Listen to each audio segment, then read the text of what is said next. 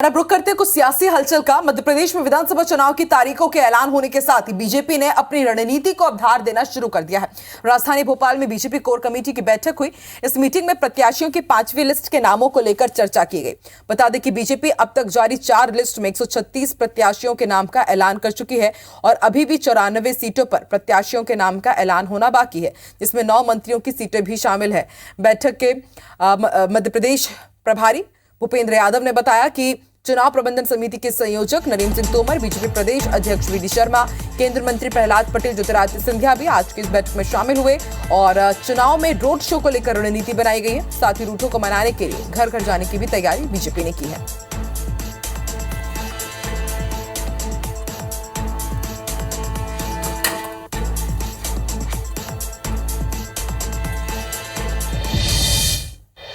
और ज्यादा जानकारी के लिए सीधे रुक कर लेते हैं भोपाल। हमारी सहयोगी हरप्रीत कौर लाइव जुड़ चुकी हैं। हरप्रीत, कल कोर कमेटी ग्रुप की बैठक हुई है, कई महत्वपूर्ण फैसले इसमें लिए गए और प्रचार प्रसार को लेकर के ज्यादातर इसमें बातचीत की गई है। किस तरह से अब प्रचार प्रसार होगा, कौन से दिग्गज मध्य प्रदेश के रण में हमें दिखाई देंगे और इसके साथ ही रूठों को मनाने के लिए किस तरह की कवायद करने वाली है बीजेपी, क्योंकि डैमेज कंट्रोल करना पड़ेगा चुनाव से पहले।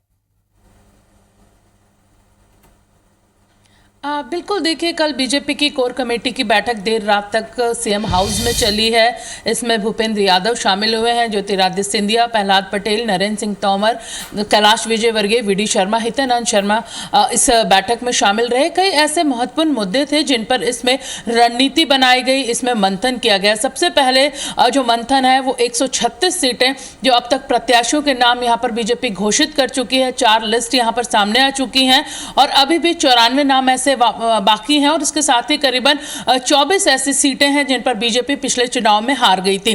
सबसे पहले इन सीटों पर मंथन किया गया। एक बार फिर इन सीटों पर रणनीति तय की गई कि कैसे दावेदार, कैसे उम्मीदवार यहां पर उतारे जाएं जो जीत यहां पर जिनकी निश्चित हो। इसके बाद ही दूसरा मुद्दा प्रमुख जो बैठक में छाया रहा वो नाराजगी रही।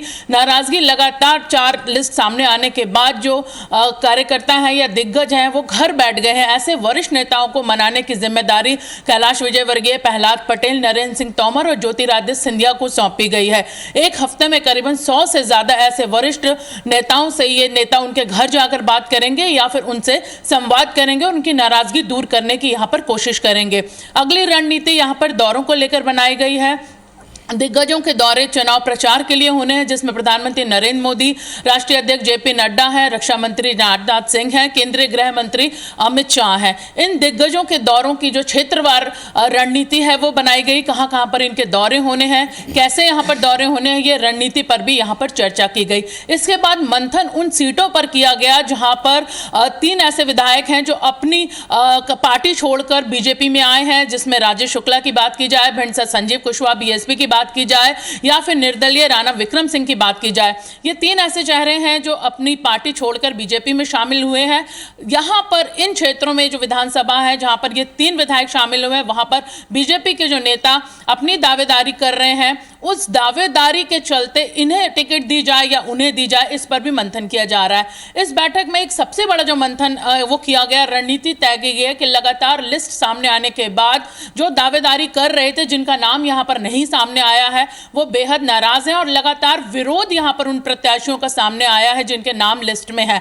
ऐसे में लगातार रोज बीजेपी कार्यालय में बड़ी संख्या में उस क्षेत्र के लोग पहुंच रहे और अपना विरोध जता रहे हैं। बैठक में रणनीति तय की गई और सर्वे दोबारा करवाया जा रहा है। एक बड़ी बात यहां पर है कि बीजेपी दोबारा उन सीटों पर सर्वे करवा रही है जहां पर सबसे ज्यादा विरोध सामने आ रहा है।